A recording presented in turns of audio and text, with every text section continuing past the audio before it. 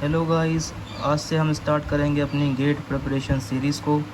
और इस सीरीज़ में हम करेंगे मेनली प्रीवियस ईयर क्वेश्चंस को कवर। और ये है हमारा क्वेश्चन नंबर फर्स्ट। तो चलिए शुरू करते हैं इस क्वेश्चन को। यहाँ पर हमसे कहा गया है let M N and let L M and N be a non singular matrices of order 3 satisfying the equation L square equals to L inverse m equals to L की power 8 and n equals to L square. Which one of the following is the value of the determinant m minus n?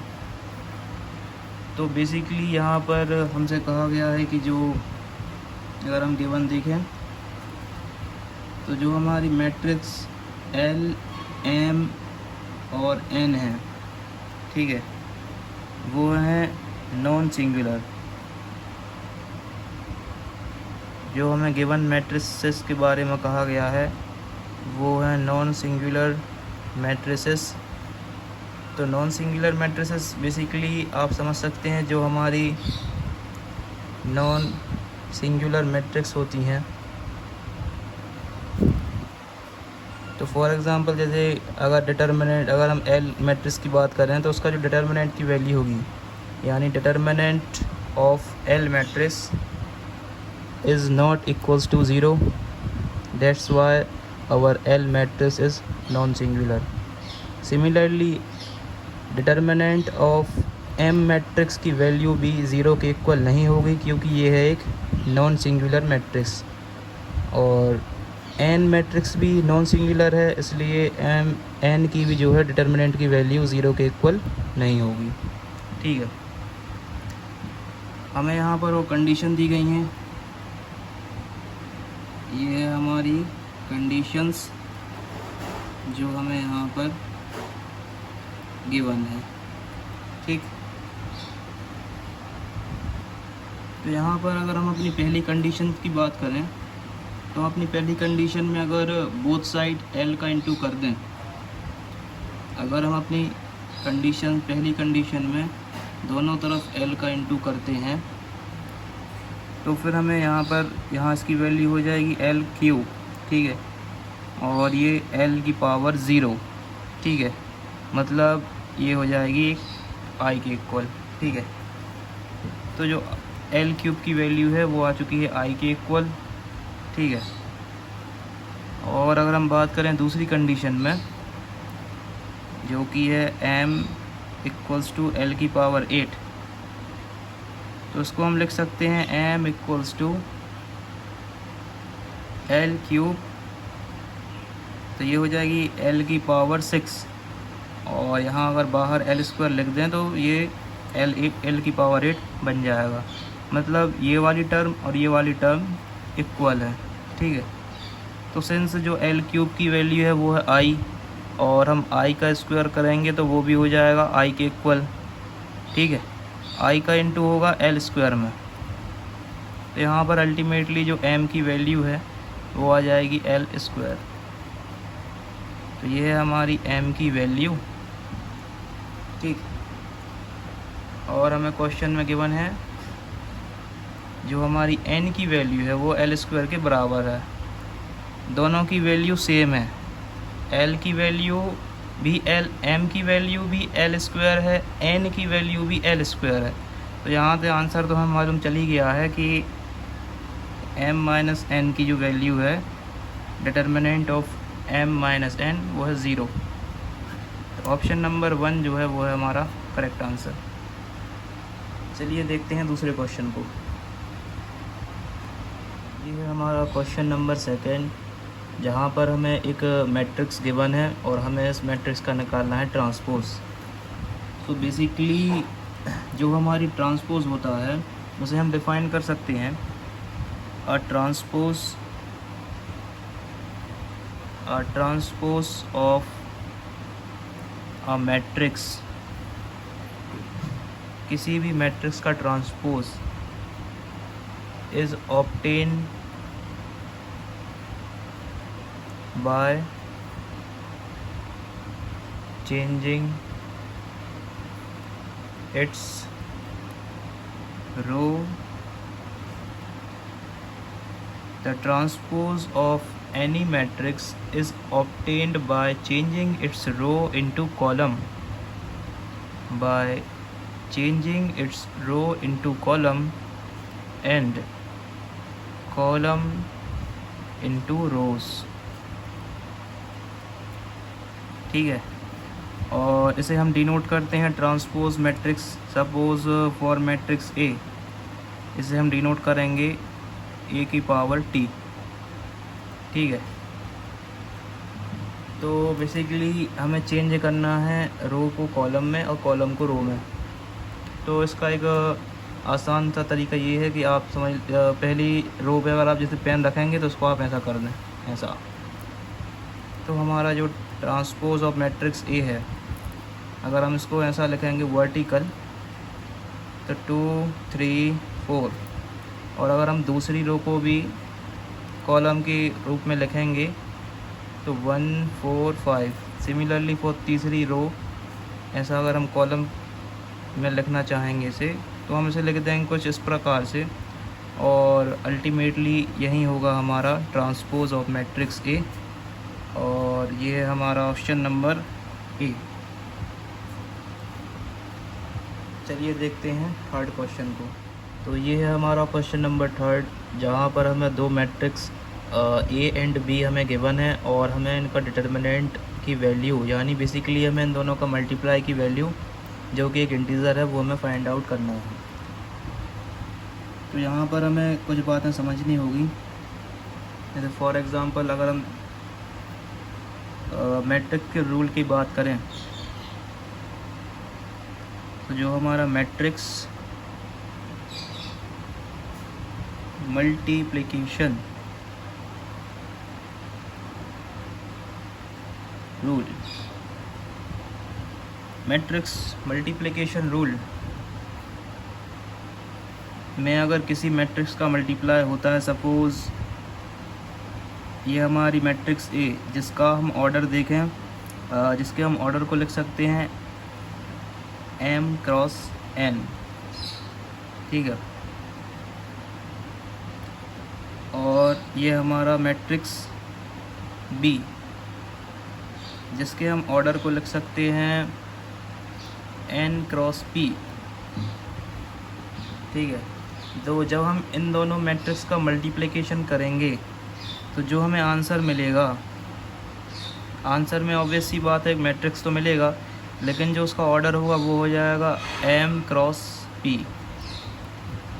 तो ये एक ध्यान देने वाली बात है। ठीक है, अगर हम बात करें अपने क्वेश्चन की,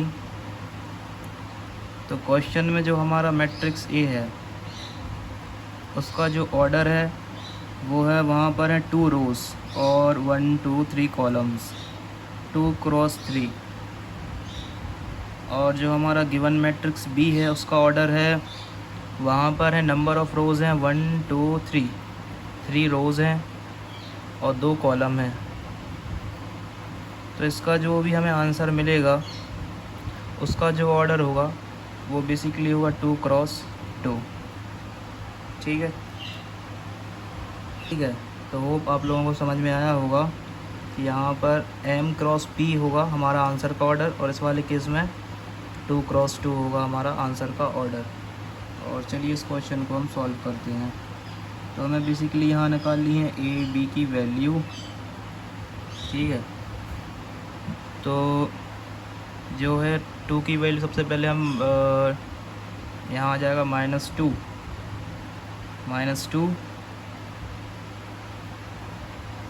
1 इंटू 2 2, 4 इंटू 1 4। ठीक है, और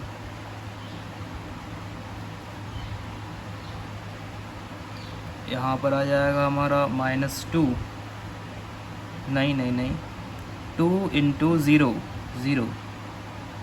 ठीक है, 1 इंटू 3 3, 4 इंटू 4 16। तो ये हमारा पहला रो का काम हुआ ख़त्म। अब दूसरे रो पर आते हैं तो 1 इंटू -1 -1, 0 इंटू 2 0, 3 इंटू 1 3, यहाँ पर 1 इंटू 0 0, 0 इंटू 3 0, 3 इंटू 4 12। तो हमारा जो आंसर होगा, जो मैट्रिक्स होगा, यहाँ पर -2 + 2 कैंसिल, यहाँ हो जाएगा 19, यहाँ वैल्यू आ जाएगी 2 और यहाँ हो जाएगा 12। ठीक है। और अगर हम इसको फर्दर सॉल्व करेंगे, मतलब हम इसकी इंटीजर की वैल्यू निकालेंगे, तो यहाँ पर क्रॉस मल्टीप्लाई करेंगे हम, यहाँ जाएगा माइनस साइन, 2 इंटू 19, तो ये हो जाएगा हमारा 48 माइनस 38, अल्टीमेटली आंसर हो जाएगा 10। तो यहाँ पर जो वैल्यू होगा, जो हमारा आंसर होगा इस थर्ड न्यूमेरिकल का, वो होगा 10। और चलिए हम देखते हैं अब अगले क्वेश्चन को। यहाँ पर हम देखते हैं अपने फोर्थ क्वेश्चन, जहाँ पर हमसे कहा गया है, दो स्टेटमेंट दिए गए हैं बेसिकली P एंड Q, और हमें बताना है कि कौन सा स्टेटमेंट करेक्ट है। तो अगर हम P को देखें तो हमें पता है कि जो हमारा जो P है, यानी कि जो P का स्टेटमेंट है,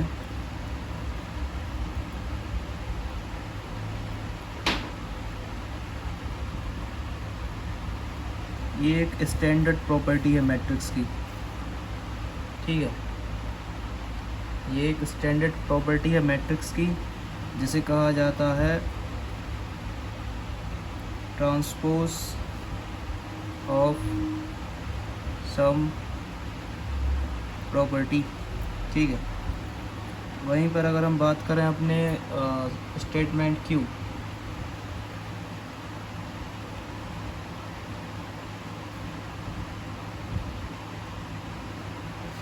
तो ये है हमारा स्टेटमेंट Q, और अगर हम इसे गौर से देखें तो ये जिस फॉर्मेट में हमें गिवन है, ये उस फॉर्मेट के हिसाब से तो ये है रॉन्ग। ठीक है, इसका जो फॉर्मेट है वो है रॉन्ग, और क्योंकि जो हमारा स्टेटमेंट P है वो एक स्टैंडर्ड प्रॉपर्टी है मैट्रिक्स की, तो ये होगा राइट। ठीक है, तो यहाँ आंसर ये होगा कि हमारा स्टेटमेंट P है वो है राइट। ठीक, और वहीं पर जो हमारा स्टेटमेंट Q है वो है रॉन्ग। चलिए अब हम देखते हैं अपने अगले क्वेश्चन को, जो कि है हमारा क्वेश्चन नंबर 5, जहाँ पर हमें दो मैट्रिक्स दी गई हैं P एंड मैट्रिक्स Q, और हमें फाइंड आउट करना है इसकी वैल्यू। तो हमें बेसिकली इस चीज़ की वैल्यू निकालनी है, तो हम सबसे पहले Q का ट्रांसपोज निकाल देंगे। ठीक है, तो Q का जो ट्रांसपोज हो जाएगा वो ये होगा, और P का जो ट्रांसपोज होगा 3 4 ये होगा। ठीक है, अब जो रिक्वायर्ड वैल्यू है वो है ये 0 1 2, ठीक है, 1 2 3 4। बेसिकली ये जो मैट्रिक्स है ये 2 क्रॉस 2, ये 2 क्रॉस 2, तो हमें अल्टीमेटली मिलने वाला है 2 क्रॉस 2 का मैट्रिक्स। ठीक है, तो यहाँ पर हम इसकी वैल्यू निकालेंगे, तो फर्स्ट रो फर्स्ट कॉलम, यानी 0 इंटू 1 1 इंटू 2, तो ये हो गया हमारा फर्स्ट रो फर्स्ट कॉलम। अब हम करते हैं फर्स्ट रो सेकंड कॉलम, तो 0 इंटू 3 0 प्लस 4, तो ये हो गया हमारा फर्स्ट रो सेकंड कॉलम। अब हम देखते हैं सेकंड रो फर्स्ट कॉलम, तो 1 0 इंटू 2 0 ही आएगा ऑब्वियसली, तो ये हो गया हमारा सेकेंड रो फर्स्ट कॉलम, ठीक है। अब हम करेंगे सेकेंड रो सेकेंड कॉलम, 3 और ये हो जाएगा 0। तो यहाँ पर जो वैल्यू आएगी वो हो जाएगी 2 1 4 3, और ये है हमारा ऑप्शन नंबर 3। ये है हमारा क्वेश्चन नंबर 6, जहाँ पर हमसे कहा गया है कि if A is a square matrix then orthogonality property mandates, यानी कोई भी स्क्वायर मैट्रिक्स ए के लिए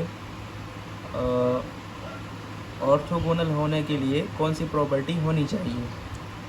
यानी अगर ए स्क्वायर मैट्रिक्स अगर ऑर्थोगोनल है तो वो इन 4 प्रॉपर्टी में से कौन सी प्रॉपर्टी ओबे करेगा। तो इसका सीधा सा आंसर है ऑप्शन नंबर ए। और इसमें अगर if matrix A, if our matrix A है ना, उसके लिए अगर ऐसा ये हो जाए कंडीशन कि ए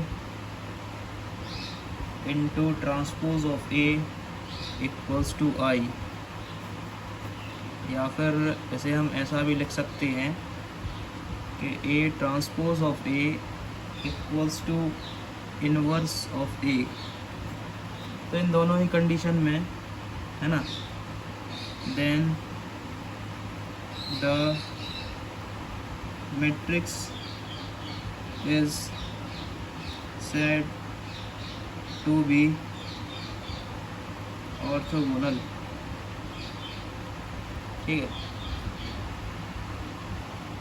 तो ये हमारा क्वेश्चन नंबर 7, और इस क्वेश्चन में हमें बेसिकली निकालना है इन्वर्स अपने गिवन मैट्रिक्स का। तो यहाँ पर आप लोग एक बात जान लीजिए कि जो हमारी इन्वर्स निकालते हैं, for an example matrix A का अगर हम इन्वर्स निकालें तो उसका जो फॉर्मूला होता है डायरेक्ट, वो होता है adjoint of A divided by determinant of ए।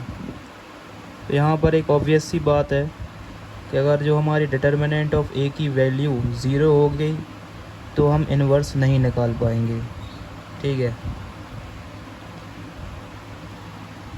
बाकी अगर हम बात करें एडजॉइंट की, तो एडजॉइंट ऑफ मैट्रिक्स ए, तो उसका मतलब ये है कि हमें बेसिकली ट्रांसपोज करना है, हमें ट्रांसपोज करना है कोफैक्टर मैट्रिक्स का, ठीक है। और ये कोफैक्टर सबसे पहले तो हमें निकालना होगा कोफैक्टर मैट्रिक्स। कोफैक्टर मैट्रिक्स निकालने के बाद हम उसका करेंगे ट्रांसपोज, तो हमारे पास आ जाएगा एडजॉइंट ऑफ मैट्रिक्स ए, इसकी वैल्यू हमारे पास आ जाएगी। और हम निकालेंगे फिर डिटर्मिनेंट ऑफ ए की वैल्यू। वैसे देखा जाए तो पहला स्टेप हमारा यही होगा कि पहले हम चेक तो करें कि हमारा जो इन्वर्स की वैल्यू पॉसिबल है भी कि नहीं। तो सबसे पहले हम निकाल लेते हैं ये, फिर हम प्रोसीड करेंगे एडजॉइंट ऑफ मैट्रिक्स ए। तो यहाँ पर 3×3 के डिटर्मिनेंट की वैल्यू हम सबसे पहले निकालेंगे, ठीक है।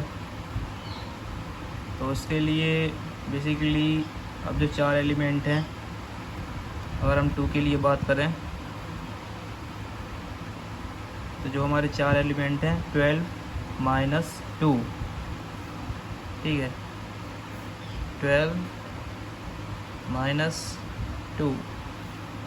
फिर 3 के लिए बात करते हैं, यहाँ पर हम लिखेंगे माइनस, और जो इसके ये वाली रो और ये वाला कॉलम छोड़ के 16 - 1, 16 - 1। और 4 के लिए अब हम बात करते हैं तो 4 की रो और कॉलम को छोड़ के 8 - 3, 8 - 3।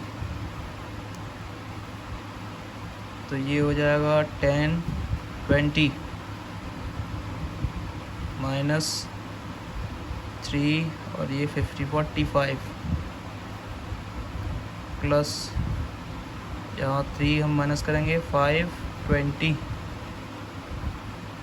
तो 20 + 20 40, और 40 माइनस 45 माइनस 5, तो ये अल्टीमेटली हमारी डिटर्मिनेंट ए की वैल्यू, और ये जो वैल्यू है वो ज़ीरो के इक्वल नहीं है, मतलब इसका जो है इन्वर्स पॉसिबल है। ठीक है, अब हम बात करते हैं अपना एडजॉइंट। बेसिकली जैसा कि मैंने पहले भी बताया था कि हमारी मैट्रिक्स ए के लिए जो हमारा एडजॉइंट होगा वो होगा कोफैक्टर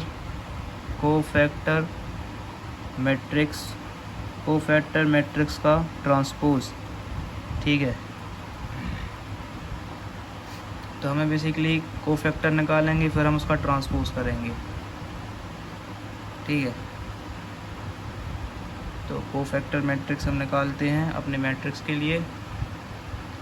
तो यहाँ पर अगर हम 2 की बात करें तो वापस अगेन इस वाली कॉलम इस वाले रो को हटाकर जितने भी एलिमेंट हैं 12 माइनस 2 यानी 10। ठीक है, और 3 के लिए ये वाली कॉलम ये वाली रो और ये वाली कॉलम हटा के 16 माइनस 1 15, ये वाली कॉलम और ये वाला रो हटाकर 8 माइनस 3 5। ठीक है, सिमिलरली इसके लिए 12 माइनस 8 4, इसके लिए 8 माइनस 4 4, फिर यहाँ पर 4 माइनस 3 1। ठीक है, और 1 के लिए 3 माइनस 12। ओके, 3 हमारा ये माइनस में 12, तो यहाँ पर आ जाएगा माइनस 9। यहाँ पर 2 माइनस 8 माइनस 6, और यहाँ पर ये वाली कॉलम ये वाला रो हटाकर 6 माइनस 12 माइनस 6। तो बेसिकली अभी ये हमारा कोफैक्टर मैट्रिक्स नहीं है, क्योंकि जो कोफैक्टर मैट्रिक्स होता है उसमें जो डायमंड में जो भी एलिमेंट आ रहे हैं, यानी जो हमारा डायमंड शेप है जो कि होता है कुछ ऐसा, जितने भी एलिमेंट डायमंड शेप पर लाई करेंगे, डायमंड के कॉर्नर पर लाई करेंगे, उनके हम साइन को चेंज करना होगा। ठीक है, तो यहाँ पर जो हमारा पहला एलिमेंट है जो इस वाले कॉर्नर पर लाई करेगा वो है 15। तो ये बेसिकली हम प्लस को माइनस करेंगे, माइनस को प्लस करेंगे, तो ये है प्लस, तो इसे कर देंगे हम माइनस। यहाँ पर जो एलिमेंट ये है ये प्लस में, इसे कर देंगे हम माइनस में। ये वाला एलिमेंट ये प्लस में, इसे कर देंगे माइनस में। ये वाला एलिमेंट माइनस में से कर देंगे हम प्लस में। ठीक है, तो बेसिकली अभी जो है ये है एक कोफैक्टर मैट्रिक्स। ठीक है,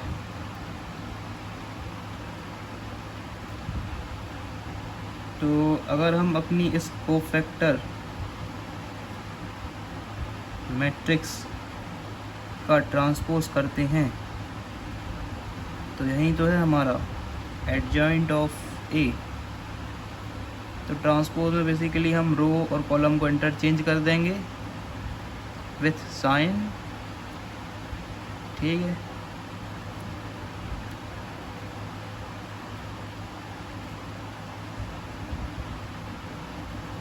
तो ये हमारा एडजॉइंट ए और ये हमारा इन्वर्स की वैल्यू। तो अब हमने कहा ये है हमारा डिटर्मिनेंट की वैल्यू और ये हमारे एडजॉइंट की वैल्यू, और हम फाइंड आउट कर सकते हैं अपना इन्वर्स। तो जैसा कि मैंने पहले भी डिस्कस किया था कि जो हमारी इन्वर्स की वैल्यू होती है वो होती है असल में एडजॉइंट अपॉन डिटर्मिनेंट की वैल्यू। ठीक है, तो हम बात करें अपने केस में, तो यहाँ पर जो एडजॉइंट है तो ये हमारा एडजॉइंट है और हमारे डिटर्मिनेंट की वैल्यू आई थी -5। तो बेसिकली इसको हम सॉल्व करेंगे, हमें मैट्रिक्स में मौजूद हर एक एलिमेंट में -5 को डिवाइड करना होगा, जिसके बाद हमारी रिक्वायर्ड आंसर की वैल्यू यानी ए इन्वर्स की वैल्यू आ जाएगी। तो यहाँ पर अगर हम सॉल्व करें 10 डिवाइडेड बाय -5 यानी यहाँ आ जाएगा -2 और ये हो जाएगा 4/5, ये हो जाएगा अपना 9/5, ये वाला एलिमेंट हो जाएगा बेसिकली 3 और ये वाला एलिमेंट हो जाएगा -4/5, -6/5 और ये हो जाएगा -1, ये हो जाएगा 1/5 और ये हो जाएगा अपना 6/5। तो यही है हमारा अल्टीमेटली आंसर, ए इन्वर्स की वैल्यू। यहाँ पर थोड़ी सी मिस्टेक ये हो गई है कि जो हमारा ये वाला एलिमेंट है, ठीक है, उसका जब हम कोफैक्टर निकाल रहे थे, यानी जब हम कोफैक्टर निकाल रहे थे तो इस वाले एलिमेंट में यानी 2 की प्लेस पर अगर हम कोफैक्टर निकालते हैं, ठीक है, तो यहाँ पर 1 × 2 2 2 -16 यानी इस जगह पर आना था -14, ठीक है, 16 -14, ठीक है। और जब यहाँ पर ये डायमंड वाला रूल लगता तो ये हो जाता +14। एक्चुअली जो हमारे इन्वर्स में इसकी वैल्यू आती है वो आती -14/5। तो ये है हमारा क्वेश्चन नंबर 8, जहाँ पर हमें गिवन है एक ऑर्थोगोनल मैट्रिक्स और इस मैट्रिक्स के लिए हमें निकालना है इन्वर्स। तो बेसिकली सिंस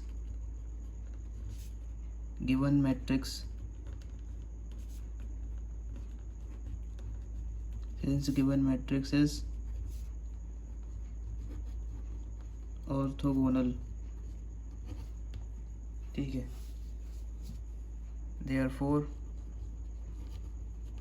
अगर ये मैट्रिक्स ऑर्थोगोनल है तो इस कंडीशन को सेटिस्फाई ज़रूर करेगी। Q × Q transpose is equals to I, ठीक है। तो अगर हम यहाँ पर मल्टीप्लाई करें Q इन्वर्स को बोथ साइड, ठीक है, तो Q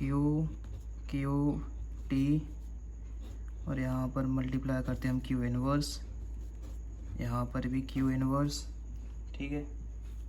तो यहाँ पर बेस सेम पावर ऐड हो जाएंगे, बेसिकली इसकी Q की पावर हो जाएगी 0 विच इज़ इक्वल्स टू 1, यानी यहाँ बचेगा अपना LHS तरफ QT और ये I से × होगा तो ये हो जाएगा Q इन्वर्स, ठीक है। मतलब अगर हम गिवन मैट्रिक्स का ट्रांसपोज करते हैं तो वही होगा इसका इन्वर्स। तो हमारे गिवन मैट्रिक्स का ट्रांसपोज होगा जो कि रिक्वायर्ड आंसर है हमारा। तो बेसिकली हम करेंगे रो कॉलम को इंटरचेंज, 2/7 6/7, सिमिलरली यहाँ पर -6/7 3/7 एंड 2/7 और अपनी लास्ट वाली रो को बदल देंगे हम कॉलम में, 2/7 6/7 -3/7। तो यहाँ पर हमने अपनी तीनों रो को कॉलम में चेंज कर दिया है और फॉर ऑर्थोगोनल मैट्रिक्स हमारा ट्रांसपोज ही उसका इन्वर्स होता है। तो यही है हमारा आंसर। तो ये है हमारा क्वेश्चन नंबर 9, जहाँ पर हमसे कहा गया है which one of the following matrices is singular. तो बेसिकली हमें पता करना है कि इन चारों में से कौन सिंगुलर है। तो सिंगुलर के लिए बेसिकली एक कंडीशन ये है कि जिसकी क्रॉस मल्टीप्लिकेशन के बाद वैल्यू 0 है वो सिंगुलर। तो अगर हम ए मैट्रिक्स जो अपना ये ऑप्शन है उसको देखें तो 6 - 5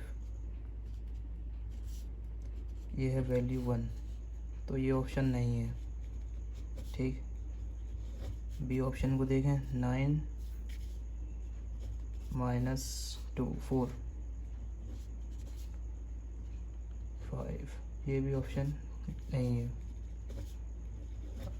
और जो हमारा 3 ऑप्शन है सी वाला 12 -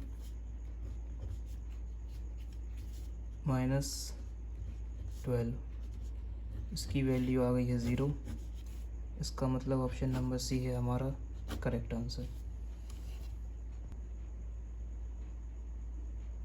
तो ये है हमारा क्वेश्चन नंबर 10, जहाँ पर हमें 2 मैट्रिक्स दी हुई हैं ए एंड बी, और हमें फाइंड आउट करना है ए इंटू बी ट्रांसपोज की वैल्यू।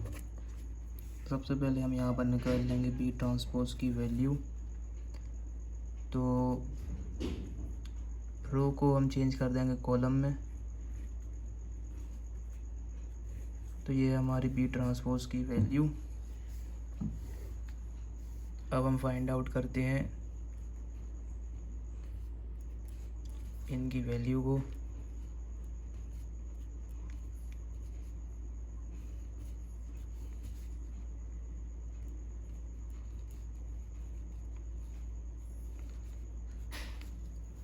तो यहाँ पर बेसिकली ये है 2 क्रॉस 2 का मैट्रिक्स, ये है 2 क्रॉस 2 का मैट्रिक्स, यानी जो हमारा आंसर होगा वो होगा 2 क्रॉस 2 का ही मैट्रिक्स। तो इसे हम करते हैं सॉल्व, और इसे हम सॉल्व करेंगे फर्स्ट रो फर्स्ट कॉलम। तो आप देखते चलिए। तो ये बेसिकली आएगा इसका आंसर 2 क्रॉस 2 का ही मैट्रिक्स 3 + 35, ठीक है, 8 + 20, 5 और 20, ठीक। यहाँ पे 18 + 14, यहाँ पर आएगा 6 8 जा 48, और प्लस में 2 4 जा 8, ठीक है। तो अल्टीमेटली जो हमारा फाइनल आंसर होगा वो होगा 38 28 12 132, यहाँ पे हो गया 56, ठीक है। तो ये है हमारा क्वेश्चन का आंसर। चलिए देखते हैं अगले क्वेश्चन को।